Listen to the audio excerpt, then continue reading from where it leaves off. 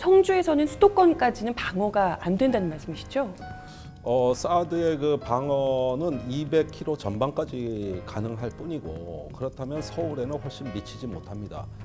결국은 평택이나 군산에 있는 미국의 그 전략 허브 기지들이 방어의 어떤 범위 안에 들어가게 될 겁니다.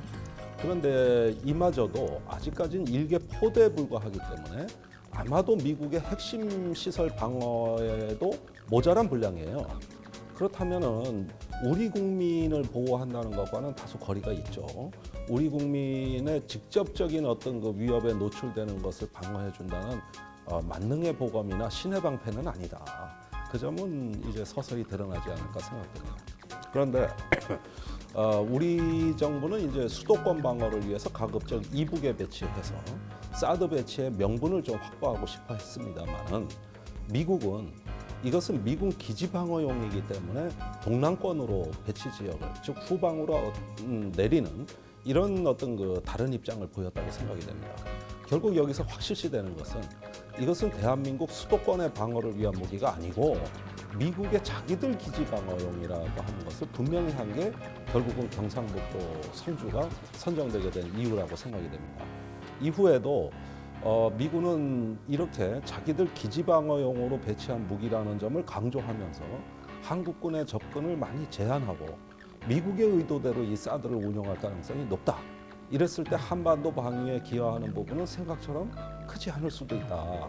이것이 이제 이 수도권 방어에 대해 기대하는 우리나라 보수 세력들의 보수 안보를 이제 많이 말씀하시는 분들에게는 다소 실망스러운 결과가 되지 않을까 생각됩니다. 그러니까 사드의 배치 지역이 북쪽으로 원주 평택으로부터 시작해 남쪽으로는 그 부산 기장 대구에 이르기까지 전국의 땅값을 다 떨어뜨려 놓기로 아예 작정을 했는지 온 전국을 다 들쑤셔놨다고 해도 과언이 아닙니다.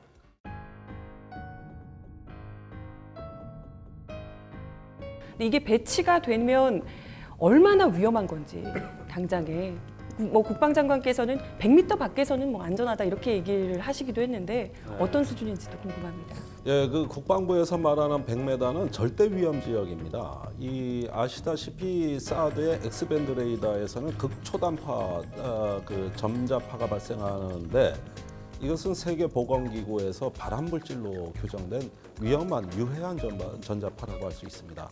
그 위험 지역에서는 누구도 들어가서 안 되는 이런 지역이라고 할 수 있습니다. 그런데 이것은 들어가서 직접 노출되는 100m를 얘기한 것이지 가끔 늘어들면서 지속적으로 노출되는 경우, 이건 100m 밖에서도 약간씩은 노출이 될 거거든요. 이랬을 때 인체의 유해성 여부는 어떻게 되는 거냐. 이 부분은 국방부가 아닌 외부에 정말로 그 전문가들이 평가를 또 해야 될 점이라고 생각이 들고요. 그다음에 미국의 전략 자산이기 때문에 굉장히 그 시설과 장비를 보호해야 될 겁니다. 굉장히 기밀성이 높은 이런 어떤 그 보안 장비라고 할 수 있으므로 혹시라도 주변에 군사보호구역 출입 통제가 확대되진 않느냐, 이 점도 이제 아직까지는 미지수라고 할 수 있고, 더 나아가서는 그 사드 레이더에서 발사되는 그 전파가 혹시라도 인근의 자동차나 선박 또는 항공기의 그 항법 운행에 어떤 그 지장을 초래하는 점은 없느냐, 또 휴대폰이나 TV 시청에는 이상이 없느냐, 이런 여러 가지 생활상의 불편이 없는지도 한번 확인을 해봐야 될 사항입니다. 적어도 미국의 그 사드 기술 교범에 의하면 사드 전방 3.6km까지는 통제하도록 일단 규정하고 있고, 5.6km까지는 그 선박이라든가 항공기 운행에 지장을 초래하는 것으로 명기가 돼 있거든요. 그렇다면 이런 환경 영향 평가를 먼저 선행하고 결정해도 늦지 않았을 건데, 이것은 이후에나 결정한 이후에나 지금 예정돼 있기 때문에 이 역시 결정에 있어가지고 중요한 결함이 아닌가 생각이 됩니다.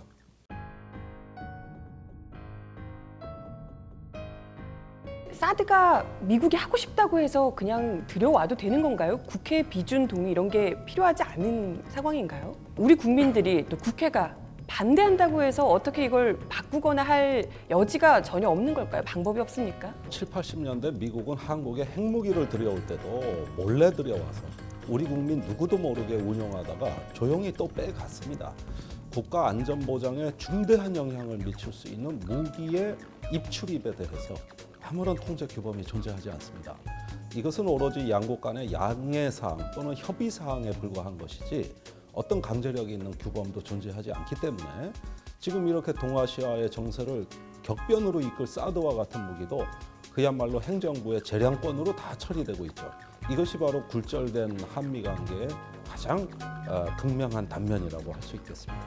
원래 헌법 60조에는 국가의 안전 보장에 중대한 영향이 있거나 또는 국가 주권에 영향이 있거나 또는 재정적 부담을 상당히 초래하는 외국과의 조약은 반드시 국회에서 비준 동의를 받아야 된다고 명기하고 있습니다. 물론 사드 배치는 조약은 아닙니다. 협정도 아닙니다. 그러나 국가 안보에 중대한 영향을 미치고 우리 국가 주권에 상당한 영향을 주면서 재정적 부담을 초래하는 그 요건에 다 해당되기 때문에 이것은 조약을 비준받는 그 취지 그대로, 그 정신 그대로 국회 동의 절차를 받는 것이 헌법 정신이다.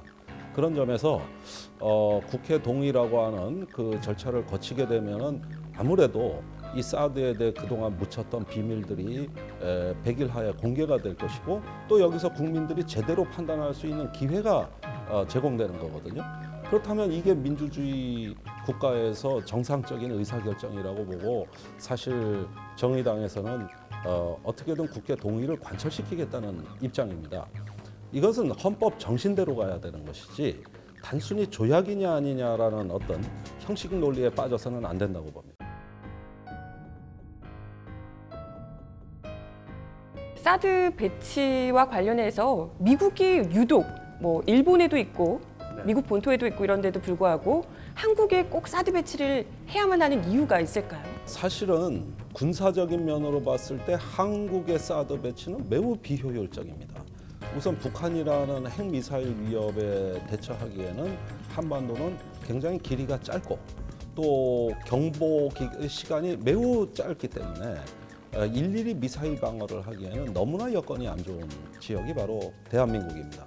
그럼에도 불구하고 한국에 배치한다는 것은 우선 중국에서 가장 가까운 미군 기지가 한국에 있고 중국의 코앞에서 압박을 할 수 있는 최적의 기지가 바로 이곳이기 때문이죠. 결국 동아시아 전체에서 중국이 떠오르는 중국을 차단하고 압박하는 미국의 전방위적인 정책이 광범위하게 추진되고 있는 그 일환에서 한국의 최전방이 바로 사드 기지라고 하는 건 중국의 매우 중대한 전략적 공세라고 생각이 됩니다. 결국은 자칫 요즘 중국에 경사되고 있지 않는가 의심받은 한국이 이제 사드를 배치함으로써 중국 견제의 최전방에 나서게 되는 일종의 천병으로서의 성격이 바뀌는 거거든요. 이거는 미국의 입장에서는 매우 큰 전략적 이점을 가져다 준다고 생각이 됩니다. 그러면 사드 배치를 하는 것만으로도 중국의 미사일이든지 이런 것들이 좀 무력화될 수 있다는 말씀이신가요? 지금의 사드로서 중국의 핵미사일을 무력화하는 데는 한계가 있습니다. 대부분 중국의 핵미사일 기지는 중국 서부, 즉 내륙에 위치하고 있고 또 그 대부분이 그 미국을 향해 발사된다면 대한민국 상공이 아니라 북극 항로를 통해서 미국에 도달하기 때문에 이런 그 현상만 보면은 지금의 사드가 바로 중국의 핵미사일의 억지력을 무력화한다. 이렇게 보는 데는 다소 논리적인 비약이 있습니다. 그러나 여기서 관가하지 말아야 될 것은 지금의 사드는 첫걸음에 불과하다는 것이죠. 이 사드는 현재 상태로 고정되어 있는 게 아닙니다. 앞으로 신형 사드가 개발됩니다. 또 신형 레이더가 개발되고 한미일의 미사일 방어 자산, 정보가 융합이 됩니다. 그러므로 이 첫걸음을 사드에 일단 첫 발을 떼면 장차 이것이 진화를 통해 가지고 중국을 견제하는 미사일 방어 네트워크로 한미일이 엮일 수가 있다. 중국은 이런 점을 주목하면서 자기네 핵심 이익이 위협당하고 있다고 얘기하는 거거든요. 그러므로 사드 자체 하나만 보는 것이 아니라 그를 둘러싼 거대한 네트워크를 본다면 그때 가선 실체가 보입니다. 이것은 단순히 북한을 견제하는 걸 넘어서 대륙, 중국을 견제할 수도 있는 세력 균형을 바꿀 수도 있는 정치 무기가 될 수 있다는 것이죠.